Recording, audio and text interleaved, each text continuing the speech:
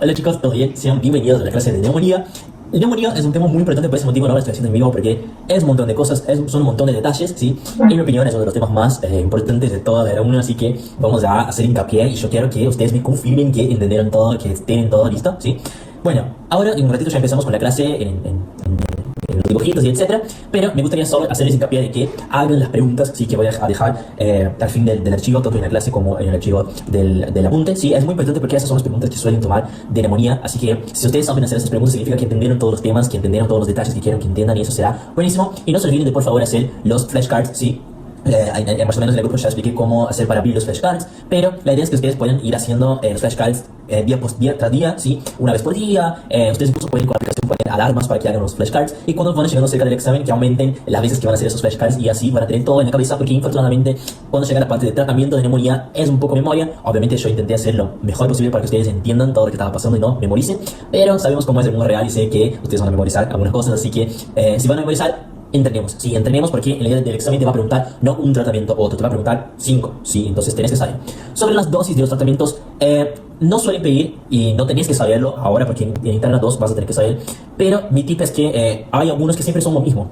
Por ejemplo, vancomicina, rifampicina, amoxicilina siempre tienen los mismos valores, no solo para neumonía, pero para todo lo que vamos a ver en el año. Entonces, si ustedes empiezan a familiarizarse con los valores de cada fármaco, cuando llegan en el fin del año ya van a saber, porque siempre vamos a repetir los mismos fármacos, y con eso, cuando pones en la respuesta tanto el antibiótico correcto como también los valores, eso obviamente agrega y ayuda mucho. Pero bueno, no voy a hablar más, empecemos con la clase y cualquier duda me avisen. Hola chicos, bueno, empecemos con la clase, sí, tenemos muchas cosas que ver, pero ¿qué es lo que quiero que ustedes sepan y que tengan en claro de esa clase? Primero, quiero que ustedes van a ver que tenemos 1,5 millones de neumonías, sí, pero lo que quiero que sepan es, cada neumonía tiene algo específico. Entonces, una neumonía típica va a tener algo específico, una aspirativa va a tener algo específico, y por ahí va. Quiero que ustedes sepan qué son cada cosa, sí, cuál es la cosa más específica de cada tipo de neumonía, sí, y los tratamientos, sí, son muchos tratamientos, pero voy a tratar de hacerles entender por qué doy ese tratamiento para esa neumonía y por qué doy ese tratamiento para la otra neumonía, sí. Así ustedes pueden entender y no tienen que memorizar. Bueno, la gran mayoría es memoria, pero va a ayudarles un poquito más para que no se olviden. Bien, empecemos con el clásico de la neumonía, ¿sí? ¿Qué es la neumonía? Es una inflamación del parénquima pulmonar, ¿sí? Causada por un agente infeccioso, ¿sí? Porque acá les hago hincapié, porque esto es un diferencial, por ejemplo, con endocarditis, ¿sí? La endocarditis, como saben, es algo que también es una afección del parénquima en el caso cardíaco, pero puede ser no causada por un agente infeccioso. En este caso, sí es causada por un agente infeccioso, ¿sí? Bien. ¿En qué clasificamos cómo clasificamos la neumonía adentro de medicina interna? Sí, eso adentro de semiología es otra cosa, adentro de traumato es otra cosa, pero adentro de medicina interna, ¿cómo la vamos a clasificar? Como extrahospitalar, ¿sí? O comunitaria, y intrahospitalaria o nosocomial, ¿sí? Bien. Adentro, ¿sí? De esas dos, nosotros vamos a tener otra clasificación, ¿sí? Adentro de esas dos. Adentro de esas dos tenemos la típica, ¿sí? Atípica, EPOC, aspirativa y del inmunodeprimido, ¿ok? Entonces, volviendo, haciendo hincapié, clasificamos en dos tipos, extrahospitalaria e intrahospitalaria, y adentro de cada una voy a tener típica, atípica, EPOC, aspirativa y inmunodeprimido, ¿sí? Son muchas neumonías. ¿Cómo voy a hacer para acordarme? Tranquilo, porque voy a mostrarles cómo identificar cada tipo, ¿ok? Empecemos por la clásica, ¿sí? La neumonía de la comunidad.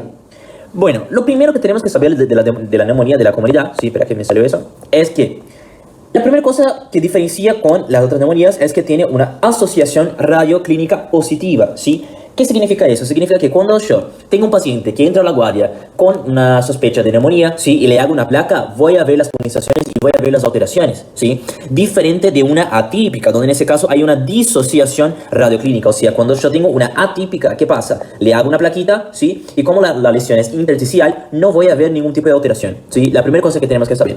Bien.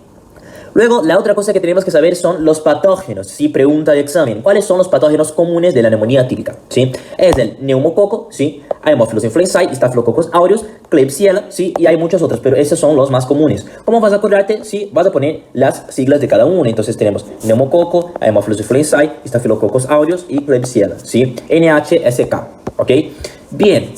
Entonces, ya dijimos que tiene una asociación radioclínica, dijimos que cuáles son los patógenos comunes, que son pregunta de examen, ¿sí? ¿Y cuál es la fisiopatología? La fisiopatología es que el patógeno, es como si el patógeno viniera y alquilara su casita acá, ¿sí? Sin garantía, dueño directo, fue y alquiló su casita en el alvéolo. Bien. ¿Cuál es el problema? El problema es que con la inflamación, con el exudado, con toda la situación que va a ocurrir ahí a nivel pulmonar, se genera una condensación, ¿sí? ¿Qué significa eso? Es como si en esa casita que alquiló la bacteria pusiera un montón de paredes más, ¿sí? Es como si pusiera un yeso más grueso. Entonces, ¿qué pasa? Imagínense, vos tenés una casa vacía, ¿sí? Aumentás las paredes de esta casa, ¿sí? ¿Cómo va a estar el viento, digamos, entre las paredes? Voy a ponerle que las paredes hacían una difusión, ¿sí? Pero lo que quiero decir es, entra el oxígeno acá. Acá está la arteria, ¿sí? El oxígeno tiene que hacer este movimiento, ¿sí? Pero ¿qué pasa? Ahora yo tengo una pared aún mayor. Entonces, ¿qué pasa con el oxígeno? ¿Puede pasar por acá? No, ¿sí? Entonces va a empezar a quedarse acá y va a tener un cuadro de insuficiencia respiratoria causado por justamente esta alteración en la difusión del oxígeno. ¿Por qué? Porque el oxígeno no puede pasar. ¿Por qué no puede pasar? Porque justamente tiene una condensación, ¿ok? Bien. Momentito peruso, ¿sí? ¿Qué es el momento peruso? Significa momento semiología, ¿sí? Y acá ustedes dicen, ay, Sam, pero yo estoy en quinto, ¿tengo que saber semiología? Sí, lo siento decir, tenés que saber semiología. ¿Por qué? Porque primero que vas a usar todos los días, ¿sí? La semiología es la materia que, sí, creo que si hay una materia que ustedes tienen que traer de los otros años, es semiología, porque van a usar literalmente todos los días de la guardia. Y segundo, que se repregunta tanto en el teórico, ¿sí? Como también se pregunta a nivel de los hospitales, principalmente en Tornú, ¿sí? Los chicos de Tornú, sepan semiología antes de ir al examen, porque te van a preguntar semiología. Es imposible que no te pregunten semiología, ¿sí? Semiología y fisiología. Fisiología un poco menos, pero semiología te van a preguntar hecho, ¿sí? En cualquier examen, no solo en respiratorio, pero en cardio, neuro principalmente, te van a preguntar semiología, ¿ok? Entonces, hagamos un repasito, ¿sí? De semiología. Primero, el paciente va a tener fiebre. ¿Por qué? Porque es una infección. Si tengo infección, tengo citoquinas, tengo exudado, tengo toda la inflamación y eso genera una fiebre, ¿ok? Bien. Otra cosa que va a tener el paciente es una disminución de la saturación de oxígeno. ¿Por qué? Porque dijimos que tengo menos oxígeno pudiendo hacer el intercambio gaseoso, la difusión. Si tengo menos oxígeno, la saturación va a disminuir, ¿ok? Y eso va a generar ¿qué? Va a generar disnea, ¿ok? Bien, el paciente va a tener eritemas, que son muy comunes a nivel malar. El paciente va a tener un edema que se denomina edema en punta de costado. ¿Por qué? Porque como dijimos en la otra clase, tenemos un edema, ¿sí? Tenemos un exudado a nivel pulmonar, ¿sí? Cuando tenemos un exudado, ¿qué pasa? Ese exudado que empieza a hacer, empieza a lastimar, digamos, a todos los nervios que están acá a nivel costal, ¿sí? Entonces es como si tuvieras un nervio y ese nervio empieza a ser empujado por el exudado. Entonces, como el nervio empieza a ser empujado como el exudado, va a empezar a doler, ¿sí? Y ese dolor realmente va hacia el lado, ¿sí? Lo que decimos dolor en punta de costado, ¿ok? Entonces, el dolor en punta de costado es dado por el exudado, ¿sí? Lo que nosotros decimos derrame paraneumónico, ¿sí? Donde ese derrame paraneumónico empieza a comprimir los nervios y los nervios por ese motivo empiezan a generar dolor hacia el lado, hacia el costado, ¿sí? Bien. El paciente va a tener una tos, sí, que puede ser una tos seca, puede ser una tos productiva o puede ser una tos herrumbrosa, ¿sí? Pregunta de patología, ¿qué era la tos herrumbrosa? Era la tos justamente con ese color rojizo negruzco, ¿sí? Entonces es muy clásica de la neumonía. Bien, ¿qué otras cosas puedo tener? A nivel de la palpación, sí voy a tener aumento de vibraciones vocales. ¿Por qué voy a tener aumento de vibraciones vocales? Porque como dije, el patógeno alquiló su casita, ¿sí? Voy a dibujar porque me encanta explicar eso. El patógeno vino, tuki, alquiló su casita acá en el alvéolo, ¿sí? Está feliz porque pagó la garantía, dueño directo, todo perfecto, ¿sí? ¿Qué pasa? El patógeno lo que va a hacer es hacer una alteración de esa casita, ¿sí? Y va a formar una condensación, o sea, las paredes van a quedar con todo el material de condensación. Pero ¿qué pasa? El patógeno gastó todos sus ahorros, ¿sí? En la garantía propietaria, en todo lo que sea, y no compró muebles, ¿sí? Entonces, ¿qué pasa? Está en una casa sin muebles, ¿sí? Entonces, por ejemplo, si ustedes ahora, de dónde están viendo mi clase, estuvieran nada más con una silla y el celo, la compu, lo que estén viendo, ¿sí? ¿Qué pasaría con mi voz? O la voz de ustedes, ¿estaría mayor o menor? Piensen, si ustedes están en una casa que no tiene muebles, aumenta, ¿sí? Entonces, justamente cuando nosotros pedimos que el paciente hable, ¿qué pasa con la voz? La voz viene, encuentra una casa vacía sin muebles y ¿qué pasa? Aumenta, ¿sí? Por eso tengo un aumento de vibraciones vocales, ¿sí? ¿Por qué tengo un aumento de vibraciones vocales? Por la condensación, ¿sí? Porque justamente aumenta la resonancia de la voz, justamente por tener este tipo de condensación, ¿ok? Bien, además de eso, el paciente tendrá toda la alteración de la expansión torácica, así que eran las pruebas de palpación, ¿sí? Y en la percusión, ¿qué va a pasar? Sobre, cuando tengo la percusión, imagínense, tenía un alvéolo, ¿sí? Si antes tenía un alvéolo, ¿sí? Y ese alvéolo ahora está lleno de condensación, ¿sí? O sea, tiene un material sólido. ¿Qué va a pasar? Cuando hago la auscultación, ¿qué voy a tener? Si tengo algo sólido, que era lo que transparecía a nivel de la semiología, transparecía la matidez. Entonces voy a tener matidez sobre la condensación, ¿ok? Entonces, haciendo un súper repasito, la inspección puede tener fiebres de saturación, edema, dolor de costado y tos herrumbrosa, ¿sí? En la palpación aumenta las vibraciones vocales, una de las únicas situaciones donde aumentan las vibraciones vocales. Y en la percusión tengo matidez sobre la condensación, justamente por esa situación donde tengo un alvéolo, ese alvéolo se llena de algo sólido y por eso voy a tener una matidez. A nivel de la auscultación, ¿qué pasa? Ustedes, no sé si se acuerdan, ¿sí? Que cuando tenía los ruidos, ¿sí? De auscultación semiológicos, tenía un ruido que decía ruido laringotraqueal, que era justamente cuando nosotros apoyábamos el estetoscopio a nivel de la tráquea, ¿sí? Y teníamos como si fuera ese tubo grande haciendo un ruido tremendo, como un... ¿Sí? ¿Por qué? Porque justamente es muy grande, es mucho aire pasando y por eso siente ese ruido. Bueno, ¿qué va a pasar? Cuando hago la auscultación en la neumonía, ese sonido laringotraqueal lo voy a encontrar en el pulmón, ¿sí? Pero en el pulmón, ¿qué tenía que encontrar? Tenía que encontrar el murmullo vesicular, ¿sí? Entonces, ¿qué pasa en la auscultación de la neumonía? Encuentro el laringotraqueal adentro del pulmón, ¿sí? Lo que voy a decir, soplo laringotraqueal fuera de lugar, ¿sí?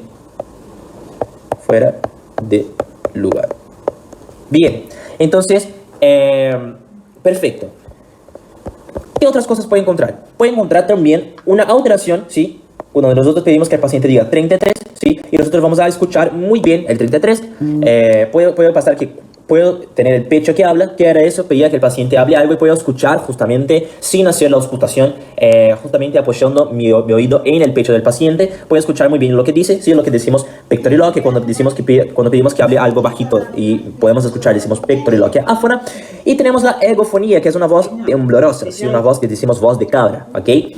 Bien, entonces fíjense que todo eso sería la semiología de la neumonía de manera general. Obviamente ni todos los casos van a dar eso, obviamente ni siempre van a encontrar un paciente con todas esas cosas, ¿sí? Pero lo que sí van a encontrar es por lo menos la matidez sobre la auscultación y el aumento de vibraciones vocales. Eso es muy común, ¿ok? Bien. ¿Con qué voy a estudiar a ese paciente? A ese paciente voy a pedir una radiografía, ¿sí? Porque como siempre digo, una placa no se niega a nadie. Pero ¿qué pasa? Acá en la radiografía ustedes van a ver que tengo este campo pulmonar que está limpio, ¿sí? Pero ¿qué pasa con este campo pulmonar? Comparen esta región con esta región, ¿sí? Hay algo acá, algo sucio, ¿sí? Algo blanco. Bueno, yo digo así porque sé que ustedes todavía no vieron el diagnóstico. Así que, ¿qué pasa acá? Tengo una condensación, ¿sí? ¿Qué es la condensación? Es justamente cuando voy a ver esa radioopacidad, hablando en palabras más fáciles, sería algo blanco, ¿sí? A nivel de la radiografía. Entonces, Sam, vos dijiste que el derrame también se veía así, pero primero que el derrame tendrías una U acá, ¿sí? Y el derrame se ve mucho más blanco, ¿sí? Mucho más sólido, digamos. Acá, digamos, fíjate que vos puedes ver un blanco, pero puedes ver que hay partes, ¿sí? Negruzcas, ¿sí? Lo que nosotros decimos broncograma aéreo, ¿ok?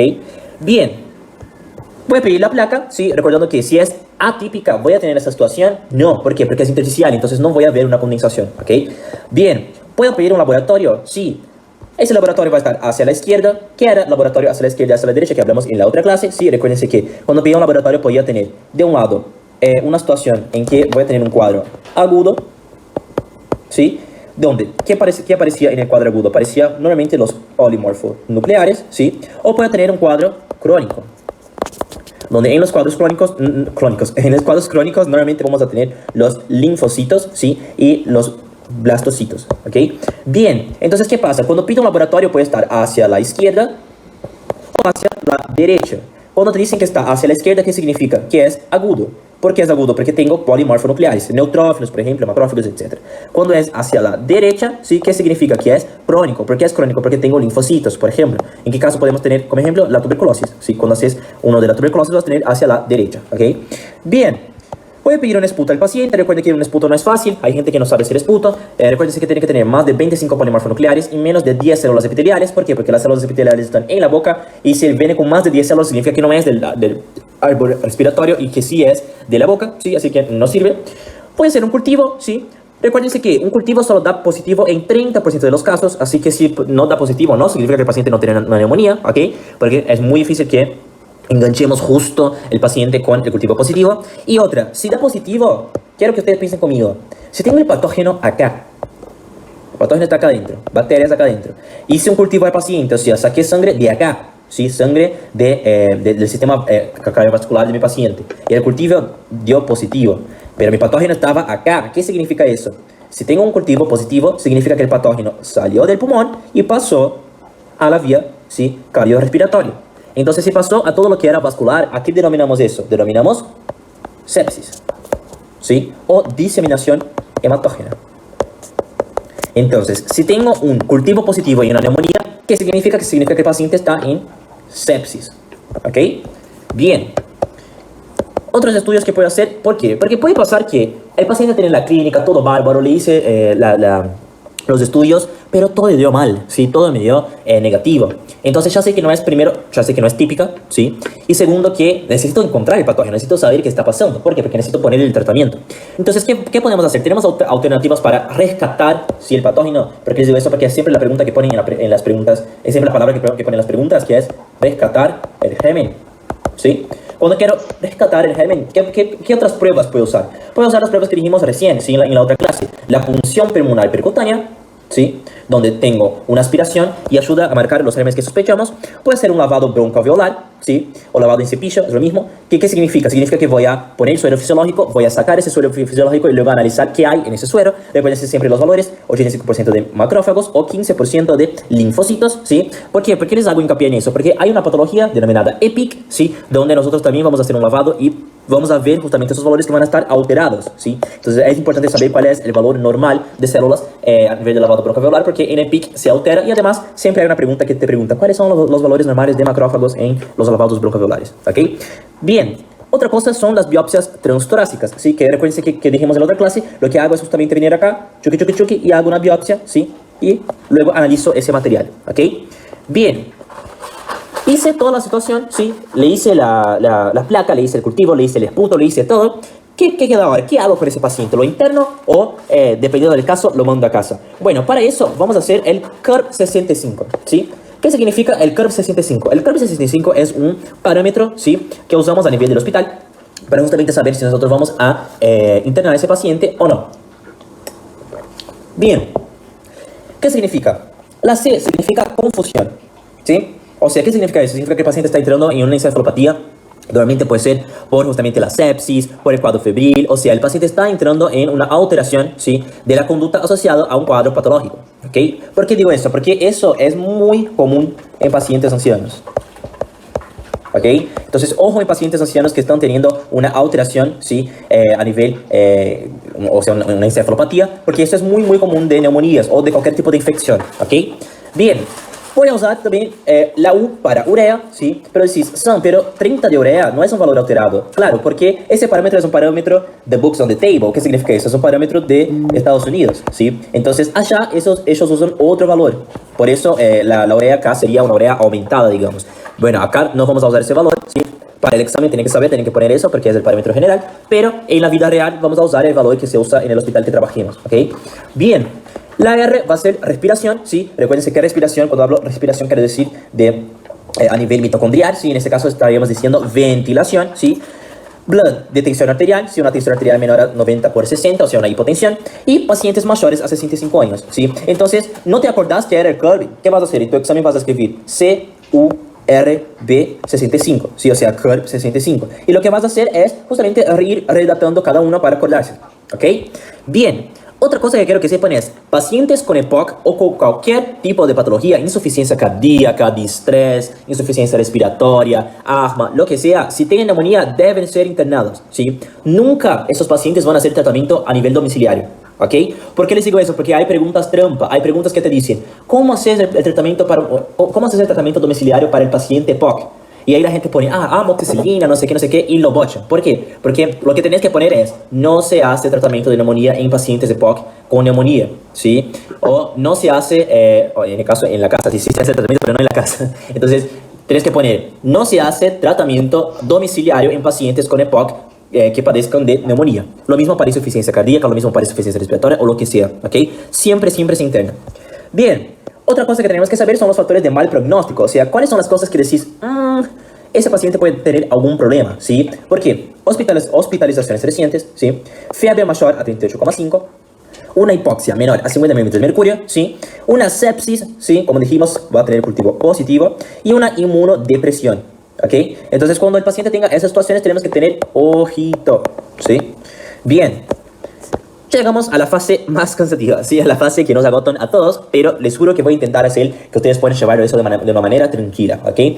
Tratamiento de acuerdo al doctor Rey. ¿Por qué digo eso? Porque en el hospital y en otras materias se hace de otras maneras, ¿sí? Pero también está muy bueno pensar de esa manera, ¿ok? Entonces, ¿cómo se hace el tratamiento de acuerdo al doctor Rey? Lo primero que tenés que hacer, ¿sí? Es separar en dos grandes grupos, ¿sí? El grupo 1, ¿sí? Y el grupo 2. Sam, ¿cuál es la diferencia de los dos grupos? Lo que vas a llevar en cuenta es si los pacientes tienen un buen estado, ¿sí? O un mal estado. Vas a llevar cuál es la condición financiera, ¿sí? De esos pacientes. O sea, ¿qué quiero decir con eso? Si los pacientes pueden o no arcar con el tratamiento, porque hay tratamientos que son caros, ¿sí? Hay tratamientos que vas a tener que necesitar antibióticos que no va a poder pagar el paciente, entonces tenemos que cuidar por otra manera, ¿sí? Y si el paciente está en un grupo asociado a otras patologías, ¿sí? Por ejemplo, los pacientes con insuficiencia cardíaca o EPOC, que dijimos de recién. La edad del paciente, ¿sí? Recordando que más de 65 años tenemos que tener ojito, ¿sí?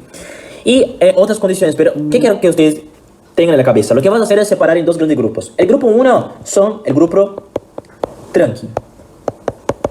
¿Qué significa eso? Es el grupo del paciente que no tiene complicaciones, no tiene comorbilidades, pueden arrancar con el tratamiento, ¿sí? Y el grupo 2 es el grupo de los pacientes ojito. ¿Qué significa eso? Que tenés que tener ojito con esos pacientes. Son pacientes que pueden tener comorbilidades, pacientes dañosos, pacientes que no van a poder pagar con el tratamiento, pacientes que sabes que no van a cumplir con el tratamiento, que o sea, van a tomar 1 o 2 días y luego que se sienten mejor ya no van a tomar más, sabiendo y recordando que siempre tienen que terminar un tratamiento cuando se usa antibiótico porque si no se genera resistencia, ¿sí? Y por ahí va, ¿ok? Entonces, separé en estos dos grupitos, grupo 1, grupo 2. Bien, el grupo 1, ¿con qué lo voy a tratar? Con amoxicilina, ¿sí? Que es un derivado de la penicilina, ¿sí? La levofloxacina, que es una quinolona buenísima, y la ceftriaxona, ¿sí? Que es una cefalosporina, ¿ok? Sam, ¿voy a usar todos los tres? No, puedo usar cualquier uno de los dos, ¿sí? Puedo usar o amoxicilina, o levofloxacina, o ceftriaxona, ¿sí? ¿Qué pasa? Pero si el paciente, o sea, lo que siempre solemos usar es la amoxicilina, ¿sí? Entonces que ustedes preguntan en el hospital, probablemente te van a decir que usan amoxicilina, porque es el más común, porque es muy fácil de conseguir, no es tan caro, tiene fácil acceso, tiene muy buena respuesta, ¿sí? Pero ¿qué pasa? Es un derivado de la penicilina. ¿Y si la paciente tiene alergia a penicilina? ¿Qué hacemos? ¿Sí? En ese caso vamos a usar levofloxacina. ¿Por qué? Porque la levofloxacina no es una penicilina, ¿sí? Es una quinolona. Entonces podemos usarla sin ningún problema, o si no podemos usar también macrólidos, ¿sí? Tenemos esas dos, no solo dos opciones, pero tenemos esas principales dos opciones, ¿ok? Bien, pero ¿qué pasa con el grupo 2? El grupo 2 tengo que tener más cuidado, ¿por qué? Porque no es como el grupo 1 donde yo puedo confiar apenas un solo antibiótico para que haga todo el trabajo. Porque acá en el grupo 2, a veces si le doy solo un antibiótico no es suficiente porque tienen una inmunodepresión, porque tienen baja defensa, ¿sí? Entonces en ese caso tengo que tener un poquito más de cuidado. ¿Verdad? Que ahí pongo el cargador. Y aquí listo. En este caso tengo que tener mucho más cuidado, ¿sí? Entonces, ¿qué pasa? En el caso del paciente con una presencia en el grupo 2, voy a usar exactamente los mismos que usé en el otro grupo. Amoxicilina, levofloxacina, ceftriaxona, ¿sí? Son exactamente lo mismo. La única cosa es que la levofloxacina, como dijimos, es buenísima, entonces la voy a dejar solita, ¿sí? Ella es tan buena que la puedo dejar sola. Pero la amoxicilina y la ceftriaxona la tengo que asociar con otros antibióticos, ¿sí? Entonces, ¿qué voy a hacer? La amoxicilina voy a asociarla a clavulónico, ¿sí? ¿Qué era el clavulónico? Volviendo un poco al momento del audio, recuerden que tenía las enzimas bacterianas, ¿sí? Que estaban ahí tranquilitas haciendo sus paredes bacterianas, pero ¿qué pasaba? Tenía justamente la penicilina que venía, lo que hacía era encajarse y inhibir esa enzima. Entonces la bacteria ya no podía hacer esos componentes de la pared bacteriana. Pero ¿qué pasó? Las bacterias muy listas, ¿qué hicieron? Empezaron a hacer otras enzimas, ¿sí? Que lo que hacían era justamente inhibir a la penicilina, ¿sí? ¿Cómo inhibían a la penicilina? ¿Qué pasaba? Tenía la situación que la penicilina ya no podía hacer todo su efecto, ¿sí? Sobre la enzima. Entonces, ¿qué hicimos nosotros? Decimos, es así, vamos a atacar de nuevo. Porque ¿qué vamos a hacer? Vamos a hacer una amoxicilina, ¿sí? La amoxicilina está asociada ¿a qué? Al clavulónico. ¿Qué era el clavulónico? El clavulónico era justamente un componente que lo que hace es unirse a esta enzima, ¿sí? Que ustedes van a ver que se denominan penicilinasas, ¿sí? O beta-lactamasas. Y lo que hace es justamente disasociarlo, ¿sí? De la penicilina. Así la penicilina puede estar tranquilita y hacer su trabajo, ¿sí? Entonces el clavulónico que hace es justamente un ayudante, digamos, de la amoxicilina, ¿sí? Porque así la amoxicilina puede actuar perfectamente en las enzimas. Eso no solo para la amoxi, pero para otros, ¿sí? Entonces, ¿qué hago acá? Asocio amoxicilina con clavulánico. ¿Por qué no lo hago en el otro caso, Sam? Porque la amoxicilina y clavulánico suele dar mucha diarrea, ¿sí? Entonces no puedo dar en cualquier caso, principalmente a pacientes añosos, ¿sí? Solo voy a dar si realmente es necesario. Además de eso, voy a asociarla con claritromicina, ¿sí? Entonces, ¿qué hago? Uso los mismos que antes, asocio con clavulánico y asocio con claritromicina. Acá en el caso de la ceftriaxona voy a hacer lo mismo, pero la única cosa que, como no es una penicilina, no necesito el clavulánico. Entonces solo voy a poner claritro. Entonces, los dos llevan claritro, ¿sí? La única diferencia es que la amoxicilina, por ser una penicilina, también tiene el clavulánico, ¿sí? Entonces, mismo grupo que el grupo 1, asoció clavulánico en el caso de la penicilina, y a los dos voy a asociar claritromicina, ¿ok? Recuerden que la levofloxacina siempre está solita, ¿ok? Bien. Entonces, fíjense que ya saben el tratamiento para la neumonía típica, ¿sí? Amoxi, levo y ceftriaxona, y en el caso del 2 voy a asociarlo con otros grupos. Bien, pero ¿qué pasa si el paciente no mejora? Si el paciente no mejora, puede ser porque formé justamente, recuérdense que cuando dijimos en la otra clase, que qué pasaba cuando tenía una bacteria que impactaba a nivel de las pleuras, ¿sí? Cuando la bacteria impactaba a nivel de la pleura, tenía la formación de un empiema, ¿sí? ¿Y qué dijimos? El empiema no se resuelve, ¿sí? Con antibióticos. Tengo que hacer ¿qué? Tengo que hacer una aspiración del contenido, ¿ok? Recuérdense de eso. Puede ser porque es una bacteria atípica, ¿sí? O sea, yo pensé que era típica, pero no es típica, y algunas bacterias atípicas son intracelulares, entonces yo tengo que usar algunos antibióticos específicos. Puede pasar que no es una bacteria, es un hongo, por ejemplo, entonces yo tengo que usar antifúngicos, o un parásito, ¿sí? O puede pasar que justo el antibiótico que yo elegí, ¿sí? Es un antibiótico que tiene resistencia, ¿sí? Entonces yo voy a tener que cambiar mi antibiótico, ¿ok? Entonces, recuérdense que también el tratamiento dura 14 días. Súper pregunta de examen. ¿Por qué? Porque el rey te pregunta, ¿cuál es el tratamiento para la neumonía típica? Y ahí pones amoxicilina, levofloxacina o ceftriaxona. Y pones solo eso. Pero también te pregunto, ¿cuánto dura el tratamiento? Si vos solo pones eso, te toma como mal, ¿ok? Tenés que poner que dura 14 días, ¿ok? Bien, entonces rapidito repasito de la típica, sí, no voy a repasar todo, pero voy a repasar el tratamiento. Dos grupos, grupo 1, grupo 2. Grupo 1 está asociado a amoxicilina, grupo 2 también a los mismos, pero también asoció clavulánico para la amoxipenicilina, y los dos aplico clarito, la levofloxacina sigue solita.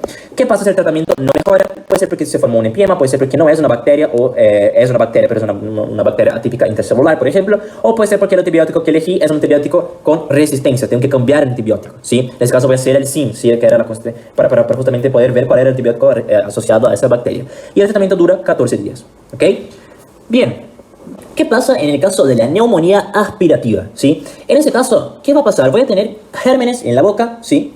Y esos gérmenes a nivel de la boca lo que hacen es impactar justamente a nivel pulmonar, ¿sí? ¿Cómo impactan a nivel pulmonar? Con una aspiración, ¿sí? Esa aspiración normalmente suele ser en situaciones de comida, ¿sí? Comidas que justamente están a nivel de la boca. Entonces voy a hacer acá un dibujito muy feo, pero didáctico, ¿sí? Acá tengo una persona, más o menos. Acá tengo su esófago, ponele que es eso, y acá tengo el pulmón, ¿sí? Acá serían los bronquios en realidad. Bien, entonces puede pasar, hay algunos casos donde tenés una aspiración acá, ¿sí? Y en vez de seguir el camino del estómago, termina siguiendo el camino del pulmón, ¿sí? Entonces, ¿qué pasa? La comida termina impactando a nivel pulmonar, ¿sí? Y cuando impacta a nivel pulmonar, arrastra todas las bacterias que tenía acá, ¿sí? Entonces, las bacterias que tenía en la boca terminan llegando ¿a dónde? Al pulmón, y ese es un problema. ¿Por qué? Porque en la boca, ¿sí? Nosotros sabemos que hay una inmensidad, ¿sí? De bacterias. O sea, hay bacterias tanto positivas como negativas, lo que nosotros decimos bacterias polimicrobianas, o sea, muchos tipos de bacterias, ¿ok? Entonces, la neumonía aspirativa es cuando tengo una aspiración de gérmenes de la boca causando una infección polimicrobiana, o sea, muchos tipos de patógenos, tanto positivos como negativos. ¿En qué son más comunes? Ancianos, ¿sí? ¿Por qué? Porque justamente los ancianos van perdiendo justamente ese reflejo para tragar la comida, el agua, etc., ¿ok? Los pacientes postrados, porque los pacientes postrados quedan mucho tiempo postrados, o sea, mucho tiempo acostados, y eso va haciendo con que justamente tengan muchas veces la situación de que cuando intentan tomar agua o algo del tipo, terminan teniendo una neumonía aspirativa. Pacientes con demencia, justamente porque los pacientes con demencia tienen una alteración en la deglución, entonces muchas veces terminan también teniendo la broncoaspiración. Y pacientes con Parkinson también por el mismo motivo. Los pacientes con Parkinson suelen también tener una alteración del reflejo de la deglución y por ese motivo llevan la comida hacia el pulmón, ¿ok? Entonces esos son los casos más comunes. Obviamente no son excluyentes, pero son los más comunes. Bien. ¿Qué pasa? Cuando nosotros vimos, acá un momento Pablo, ¿sí? Cuando nosotros estamos en anatomía, ¿qué pasó? Nosotros teníamos que, acá abajo, ¿sí? Del bronquio que tenía nuestro querido corazón, sí, que no es así por el amor de Dios, pero teníamos nuestro querido corazón. Entonces, el bronquio izquierdo tiene la característica de que tiene un ángulo, ¿sí? Que es más recto. ¿Por qué? Porque abajo de él hay el corazón. Ya el bronquio derecho tiene la característica de que, como justamente no tiene nada, va a seguir más una posición oblicua, ¿sí? Entonces, cuando el paciente se broncoaspira, o sea, cuando el paciente tiene la aspiración, la comida suele seguir este caminito del bronquio derecho. ¿Por qué sigue ese caminito? Porque justamente es más fácil, ¿sí? Porque acá justamente va a hacer esa curva, entonces va a seguir ese caminito, vas a impactar en lo que nosotros vamos a ver, que es la base derecha del paciente, ¿sí? Base derecha. ¿Ok? Entonces, cuando te pregunten cuál es el sitio más común de neumonía aspirativa, vas a decir lóbulo inferior derecho. ¿Ok? ¿Por qué? Porque es más común de ese lado, porque justamente el bronquio es más oblicuo, ¿sí? Y por ese motivo permite que la comida caiga más fácilmente acá. ¿Ok? ¿Qué pasa? ¿Cuál es el problema? Que primero vas a tener una inflamación, ¿sí? Porque primero tenés comida en un lugar que no debería haber comida, y segundo tenés muchas bacterias. Eso va a dar una imagen intersticial, ¿sí? Como si fuera una neumonía típica, pero luego vas a tener un problemita, vas a tener la formación de necrosis. Vas a tener la formación de necrosis y de cavitaciones, ¿sí? O la formación de abscesos, ¿sí? Entonces, ¿cuál es el problema de la neumonía aspirativa? Porque empieza tranqui, ¿sí? Pero puede terminar muy mal, puede terminar con una necrosis o la formación de abscesos, ¿ok? Bien, ¿cuál es el tratamiento? El tratamiento se hace con antibióticos, sí, obviamente tenemos que hacer toda la situación para retirar ese material que está a nivel del pulmón, pero vamos a tratar principalmente con antibióticos que van a ser la ceftriaxona y la clindamicina, ¿ok? ¿Cuál es el tip que les doy? Siempre que hay algo que tenga infección polimicrobiana, siempre usamos clindamicina. ¿Por qué? Porque acá un momento la OVE, ¿sí? Es que ustedes probablemente no se acuerdan, pero la clindamicina era de la familia de las lincosamidas, ¿sí?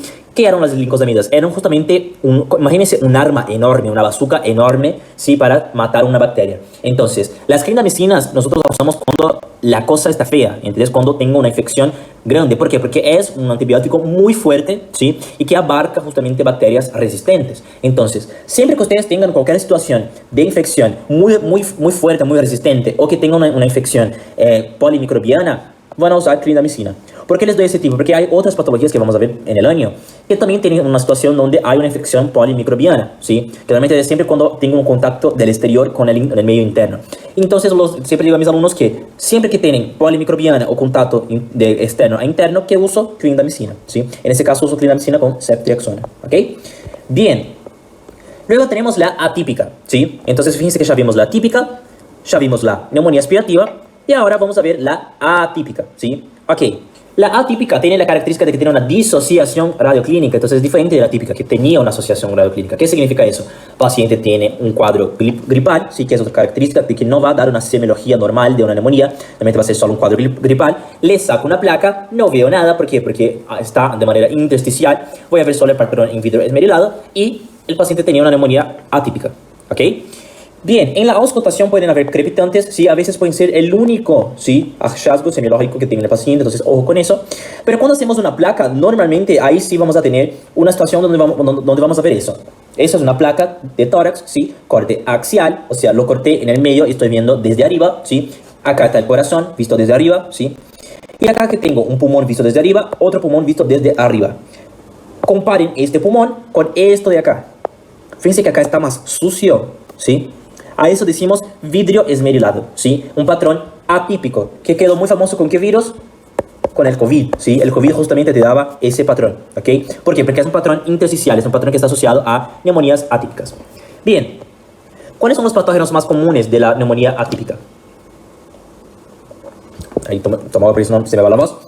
Son los virus, ¿sí? Micoplasmas, los micoplasmas son los más comunes, ¿sí? Sepan eso.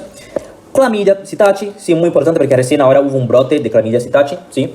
Fiebre Q, Coxiella, o Legionella son los más comunes. Hay otros, sí, hay un montón más, sí, pero sabiendo ese, ya es muy bueno porque te va a preguntar 5, ¿ok? Entonces, virus, micoplasma, Chlamydia psittaci, fiebre Q, Legionella. Bien, ¿qué pasa con las atípicas? Yo no voy a desplazar cada una específicamente porque es mucha cosa, muchos detalles, sí que no tienen que saber ahora, van a ver después, ¿sí? Pero lo que voy a decir es justamente cuáles son las cosas clásicas de cada una, ¿ok? Entonces, citomegalovirus, ¿qué quiero que ustedes sepan? Que es muy común en pacientes trasplantados, ¿sí? Y quiero que ustedes sepan que tienen un antígeno P55 PCR, porque quiero que sepan eso, porque eso me va a pedir, eso me va a decir qué voy a encontrar en el laboratorio, ¿sí? Puedo buscar justamente ese antígeno, ¿ok?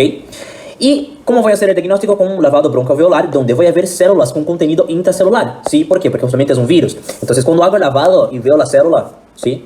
Voy a ver justamente que tienen componentes de infección virales adentro, ¿sí? De esta célula, ¿ok? ¿Con qué hago el tratamiento? Con ganciclovir, sí, que es un antiviral, ¿ok? Entonces, citomegalovirus, que quiero que sepan, antígeno P55, PCR, es muy común en pacientes trasplantados, ¿sí? ¿Y con qué trato? Con ganciclovir, ¿sí? El ganciclovir es intravenoso. Bien. Chlamydia psittaci, ¿sí? ¿Qué pasa con ese patógeno? Ese patógeno es muy importante porque recién ahora tuvimos un brote muy grande, ¿sí? Pero ¿qué pasa? Es un patógeno que está asociado a pájaros y aves, ¿ok? ¿Y cuál es la característica? La característica es que va a dar una alteración a nivel de la placa, ¿sí? Entonces le voy a pedir una placa y voy a ver alteraciones, voy a ver condensaciones, etcétera, pero no tiene alteraciones en la semiología o en la clínica, ¿sí? Entonces, puede pasar desapercibida, ¿ok? Entonces, la psittaci pide una placa, voy a encontrar alteraciones, pero no encuentro alteraciones a nivel de la semiología, ¿sí? En el laboratorio puedo encontrar la serología con PCR, ¿sí? ¿Y cuál es el tratamiento? El tratamiento se hace con doxiciclina, ¿ok? Entonces, ¿qué quiero que sepan? Tienen placa, pero no tienen semiología. El laboratorio puede encontrar serología y PCR, y el tratamiento se hace con doxiciclina, ¿ok? Givareci, ¿sí? Ese es muy importante, ¿por qué? Porque es el hongo que más produce neumonías en pacientes inmunodeprimidos o pacientes HIV, ¿sí? Entonces, tengo un paciente con HIV que empieza con una neumonía, ¿qué voy a pensar? En este patógeno, ¿sí? Que es un hongo, ¿ok? Tiene rápida evolución, entonces vas a ver que es un cuadro de neumonía que rápidamente ya evoluciona, el paciente ya está mal, ¿sí? Muy rápidamente. El paciente tiene un aumento de LDH, ¿sí? Y principalmente aparecen buchas. Sí que eran las buchas, pero justamente esta lesión que tengo a nivel del parénquima pulmonar. Pero ¿cuál era el problema de las buchas? Que si sigue la presión, ¿qué pasaba con la bucha? Se rompía, ¿sí? Y si se rompe una bucha, ¿qué tenía formado? Tenía la formación de un neumotórax. Entonces son pacientes que cursan con neumotórax fácilmente cuando tienen esta neumonía, ¿sí? ¿Con qué lo voy a tratar? ¿Sí? Que es una recontra pregunta de examen, ¿sí? Lo voy a tratar con el Bactrim, ¿sí? Y la pentamidina, ¿ok? ¿Qué es el Bactrim? El Bactrim es una asociación que hacemos entre dos antibióticos, ¿sí? Que van a ser el trimetopima, ¿sí? Sulfa, ¿ok? Entonces, el trimetopima es trimetroprima en el caso, ¿sí? Es un antibiótico, ¿sí? Que tiene la característica de que funciona muy bien, ¿sí? Cuando nosotros hacemos una asociación con las sulfonilureas, ¿sí? Entonces, cuando tengo ese conjuntito de acá, ¿sí? Lo voy a llamar Bactrim, ¿sí? Sam, ¿puedo poner trimetopima sulfa? Sí, no hay ningún problema, ¿sí? ¿Puedo poner Bactrim y no poner trimetopima sulfa? Sí, también, no hay ningún problema. Pero tenés que saber, obviamente, qué es, porque te pueden preguntar qué es el Bactrim. Entonces vas a decir trimetopima sulfa, ¿ok? Bien, y voy a asociar con la pentamidina, ¿sí? Bien, ese tratamiento de acá hay que saberlo porque siempre se toma, ¿sí? Entonces, tratamiento para la neumonía en pacientes HIV o inmunodeprimidos, principalmente por Givareci, ¿sí? Bactrim y pentamidina, ¿ok? Bien, la pentamidina tiene la característica de que es un antiprotozoario, ¿sí? Pero que tiene una muy buena acción contra los patógenos asociados a Givareci, ¿sí? Bien. Nocardia. La nocardia es un patógeno que tiene la característica de que puede producir bronquiectasias, cavernas y abscesos a nivel del sistema nervioso central, ¿sí? Entonces, ¿qué pasa? Siempre cuando hacen la pregunta te dicen, por ejemplo, acá puse algunas preguntitas sobre la nocardia. Paciente con múltiples bronquiectasias que tienen abscesos cerebrales, ¿sí? Y una neumonía con cavitaciones. Está diciendo, es una neumonía, ¿sí? Que tiene bronquiectasia, tiene abscesos y tiene cavitaciones, ¿sí? Entonces, ¿qué te está diciendo? Que es una neumonía por nocardia, ¿sí? ¿Con qué trato nocardia? Lo mismo, Bactrim, ¿sí? Pero en este caso es Bactrim solo. Pero ¿cuál es la característica? La característica es que el tratamiento es de 6 a 12 meses. Entonces, fíjense con cuánto tiempo el paciente va a estar con antibióticos. ¿Sí? Entonces, fíjense lo peligroso que es justamente la nocardia. ¿Okay? La nocardia es un patógeno que es oportunista, entonces va a estar en inmunodeprimidos principalmente, pero que tiene una diseminación muy rápida al sistema nervioso central. Entonces, va a dar neumonías, va a dar meningitis y principalmente va a dar los abscesos a nivel cerebrales. Así que puse acá. Entonces, fíjense que acá tengo justamente... Estoy viendo todo el sistema nervioso central de mi paciente y tengo esa cosita de acá que tiene una pared muy gruesa, ¿sí? A eso denomino absceso, ¿sí? Entonces imagínense la clínica que está teniendo este paciente, ¿ok? Bien, acá les puse un resumen, sí, más o menos, de las neumonías que vimos hasta ahora. Entonces puse de la comunidad, puse aspirativa, ¿sí? Puse Citachi, citomegalovirus, Givaechi, ¿sí? Nocardia, y puse esos dos que son unos que no vimos, ¿sí? ¿Por qué? Porque no tienen mucho que agregar a nivel de la clínica, pero se pregunta. Primero, Rhodococcus, ¿sí? Que pueden encontrar como Rhodococcus X, ¿sí? ¿Qué pasa? El Rhodococcus es un patógeno que está presente principalmente en caballos, ¿sí? Entonces el enunciado te va a decir que es una persona que tiene contacto con caballos, ¿sí? ¿Y con qué tratas? Recuerda, R, ¿qué significa? Roxitromicina y significa rifampicina. Entonces, R, R, R. ¿Ok? Entonces, te pregunta el tratamiento para Rhodococcus, roxitromicina y rifampicina. Bien, ya la Coxiella, también conocido como fiebre Q, ¿sí? ¿Qué va a pasar? Vas a usar doxiciclina, rifampicina o claritromicina. ¿Ok? Bien. La cándida es otro hongo, ¿sí? Entonces, si es hongo, que vamos a usar anfotericina B o fluconazol, ¿sí? Puede ser cualquier uno de los dos, ¿ok? Recuerden que la cándida va a darse en una situación de un inmunodeprimido. Aquí estamos hablando sobre una neumonía atípica, ¿ok? Bien. Después viene la intrahospitalaria, pero fíjense que acá, sí, te estoy dando un pantallazo más o menos de lo que tienen que saber para el examen. ¿Por qué? Porque te va a preguntar, ¿cuál es el tratamiento para Citachi? ¿Cuál es el tratamiento para la aspirativa? ¿Cuál es el tratamiento para de la comunidad, pero si es del grupo 1, pero que tiene alergia? ¿Sí? Entonces, fíjense cómo se pregunta, ¿ok?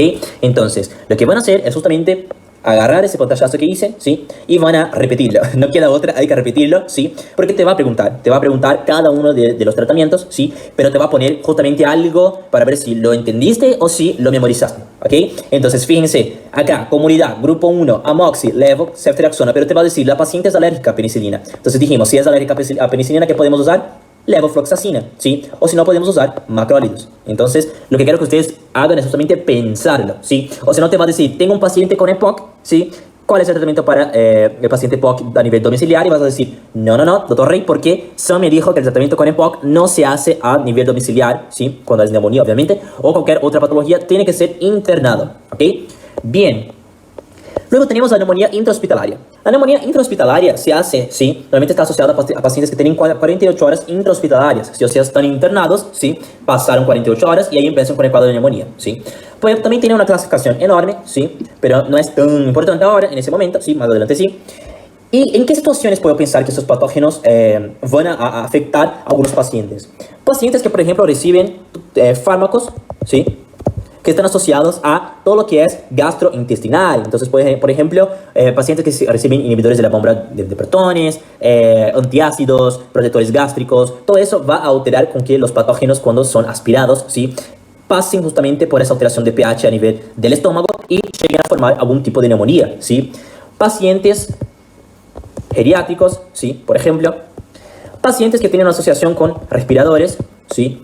¿Por qué? Porque son pacientes en que pones un respirador o una asistencia mecánica respiratoria y luego de algún tiempo empiezan con fiebre, empiezan con algún tipo de clínica de neumonía. Bueno, probablemente está asociada a todos los patógenos que están asociados a respiradores, ¿sí? ¿Cuál es el patógeno que más se asocia a respiradores, que quiero que ustedes se acuerden? ¿Sí? Es la pseudomonas, ¿sí? ¿Qué pasa con la pseudomonas? La pseudomonas es un patógeno que es muy promiscuo, ¿sí? Está asociado a respiradores, todo lo que es hospitalar, ¿sí? Vías, catéter, todo lo que es hospitalar puede estar asociado a pseudomonas, ¿ok? Bien, otra cosa pueden ser pacientes que hacen diálisis, ¿sí? O pacientes que hacen quimio, ¿ok? Y pacientes que tienen algún tipo de alteración y están internados, tienen algún tipo de patología, ¿sí? Externa. ¿Qué quiero decir con eso? Que, por ejemplo, es un paciente que está internado porque, le fueron a hacer una colonoscopía, por ejemplo, pero también tiene otros problemas. Tiene insuficiencia cardíaca, tiene insuficiencia renal, tiene inmunodepresión, ¿sí? Entonces tenemos que tener ojo con esos tipos de pacientes, ¿ok? Bien, ¿cuáles son los gérmenes más comunes? Los más comunes son gram negativos, ¿Ok? Entonces, ¿por qué es importante saber eso? Porque hay algunos antibióticos que no se usan para gram negativos porque solo sirven a gram positivos. Entonces, ¿voy a tratar esos patógenos con una amoxicilina? No, ¿sí? Voy a tratarlo con antibióticos más específicos para gram negativos. ¿Ok? Bien, entonces, voy a tener Pseudomonas aeruginosa, como recién dije, ¿sí? Klebsiella pneumoniae, Enterobacter, Escherichia coli, ¿sí? Serratia, Acinetobacter, ¿sí? Y Proteus. Son los más comunes, ¿ok? ¿Puedo tener un Staphylococcus aureus? Sí, pero ¿qué tipo de Staphylococcus aureus? El meticilino resistente, o sea, el que manda, el que sabe, el que es el resistente de los resistentes, ¿sí? Es el Staphylococcus que infortunadamente está creciendo mucho y se está haciendo resistente a todos los tipos de antibióticos, ¿sí? ¿Por qué? Porque recuérdense que el Staphylococcus aureus fue la primera bacteria, ¿sí? Que estaba asociada a una sensibilización por antibióticos, ¿sí? Entonces, ¿qué pasa con esos patógenos? Son patógenos que están pasando por test, digamos, de antibióticos hace muchos años, ¿sí? Entonces, incluso están en el día de hoy y se están haciendo cada vez más resistentes a los antibióticos. Hoy en día hay Staphylococcus aureus que son resistentes a vancomicina y rifampicina, ¿sí? Donde nosotros tenemos que usar otros tipos de antibióticos. Entonces, es como si fuera esas series de apocalipsis zombie. Bueno, va a llegar un momento que habrán Staphylococcus aureus meticilinos resistentes que van a ser resistentes a todo, ¿sí? Y ahí en ese momento no sé qué vamos a hacer, pero bueno, es un problema para el examen del futuro. Bien, pero ¿qué podemos hacer para mejorar eso? Decir al paciente que no se automedique, decir al paciente que no use antibióticos por unos días y deje de hacer el tratamiento. Si nosotros decimos 14 días, que use por 14 días, ¿sí? No usar antibióticos muy sensibles para cosas chiquititas, ¿sí? O sea, no voy a usar una clindamicina para una infección urinaria, ¿sí? Siendo que puedo usar otros antibióticos mucho más levianos, ¿sí? Y por ahí va. Pero bueno, dejo de hablar. Bien. ¿Qué voy a hacer con esos pacientes? Tengo la sospecha. Luego que tengo la sospecha, ¿qué voy a hacer? Voy a poner un tratamiento profiláctico, ¿sí? O sea, un tratamiento que voy a poner por las dudas mientras yo voy a investigar al paciente. Ese tratamiento se hace con ceftazidime, ¿sí? Que es una cefalosporina, asociada con amikacina, ¿sí? Entonces, tengo la sospecha, ¿qué voy a hacer? Voy a aplicar el tratamiento profiláctico. ¿Cuál es el tratamiento profiláctico para pacientes con neumonías intrahospitalarias? Ceftazidime asociado a amikacina, ¿sí? Ambos son intravenosos, ¿sí? Y ambos se dan a cada 12 horas. Pero tengo en cuenta que la amikacina, ¿sí? ¿Qué es? Es un aminoglucósido, ¿sí? Si es un aminoglucósido, tiene la característica de que no puedo usarlo por más de 2 semanas, ¿sí? ¿Por qué? Porque los aminoglucósidos ustedes van a ver en terapéutica que tienen efectos adversos muy importantes. Igual ya les voy a dar, porque yo soy muy ocupado, ¿sí? Ya les voy a ayudar. Que va a dar ototoxicidad, ¿sí? Ese es un oído, sí, intenta ser un oído. Va a dar alteraciones musculares, ¿sí? Que es muy importante. ¿Por qué? Porque eso aumenta la CPK. Si aumenta la CPK, aumenta la mioglobina. Y la mioglobina es un factor que produce una insuficiencia renal. Tienen que tener cuidado, ¿sí? Y también va a dar alteraciones a nivel renales, ¿sí? Entonces, tengan cuidado con los aminoglucósidos porque pueden dar efectos adversos muy importantes, ¿sí? Pueden dar autotoxicidad, pueden dar alteraciones musculares y pueden dar alteraciones renales, ¿ok? Bien, igual hay otros, ¿sí? Pero esos son los principales. ¿Qué voy a hacer después de eso? Voy a aislar el patógeno, ¿sí? Entonces, ¿qué quiere decir eso? Mientras estoy dando eso, ahora tengo que descubrir cuál es el patógeno posto, cuál es el patógeno específico para que yo pueda tratarlo, ¿sí? Voy a aislar ese patógeno. Cuando encontré el patógeno, o sea, encontré que es una Klebsiella, encontré que es un Staphylococcus aureus meticilino resistente, por ahí va. ¿Qué voy a hacer? Voy a dar el tratamiento, ¿sí? El tratamiento posto. En el libro, ustedes van a ver que hay varias opciones de tratamiento, ¿sí? Yo, por ejemplo, a mí me gusta el pipertazo, ¿sí? Amikacina. ¿Qué es el pipertazo amikacina? Lo mismo que pasaba con el Bactrim, acá pasa también. Pipertazo también es un nombre que damos a una asociación, ¿sí? Esa asociación va a ser la piperaciclina, ¿sí? Y el tazobactam, ¿sí? Bien, entonces, piperaciclina con tazobactam llamo pipertazo, ¿sí? Y a eso voy a asociar a una amikacina, ¿ok? Entonces, tengo que saber ese específicamente. No, hay varios que están allá en el libro, ¿sí? Fíjate el que más es fácil para vos acordarse, sí. A mí me gusta siempre pipertazo porque siempre me recuerdo. Uno, tiene ese nombre rari, que es pipertazo, y siempre asocio con amikacina porque amikacina es una genia que siempre está asociada a tratamientos que necesiten algo fuerte, ¿sí? Bien, ¿qué pasa si tengo un patógeno que es un Staphylococcus aureus meticilino resistente, ¿sí? En este caso, voy a usar vancomicina, rifampicina, ¿sí? O sea, uso 2 bazucas enormes, ¿sí? ¿Por qué? Porque en este caso estoy tratando un patógeno que es muy resistente, ¿ok? Bien. eso sería más o menos todo lo que tienen que saber sobre neumonía, ¿sí? ¿Qué es lo que quiero que sepan? Quiero que sepan la semiología básica de la neumonía, ¿sí? Eso no lo pueden saber. Quiero que sepan cómo van a estudiar ese patógeno, ¿sí? De una manera tanto común como también qué van a hacer si el patógeno no es encontrado, cómo van a rescatar este patógeno, ¿sí? ¿Qué es el COP65? Muy importante, si ustedes no saben eso, no aprueban el oral. Si preguntan eso en la primera pregunta y no saben, te bochan ahí mismo, ¿sí? Y el tratamiento, siempre recordando que tengo un tratamiento para las típicas, ¿sí? Tengo otro para las atípicas, tengo otro para las que están asociadas a aspirativas, ¿sí? Y por ahí va, ¿sí? ¿Cómo voy a acordarme de todo? Con ese pantallazo que hice acá, ¿sí? Acá tienen todo lo que necesitan saber. Obviamente si quieren ir agregando otros patógenos van agregando acá, pero esos son los más preguntados, ¿sí? Recuerden de siempre pensar, estar un paso adelante de la pregunta y siempre decir, bueno, pero si pasa eso, ¿qué voy a usar? Si es alérgico a penicilina, ¿qué voy a usar? Si el paciente está de manera intrahospitalaria, ¿es para ese patógeno o para ese patógeno? ¿Sí?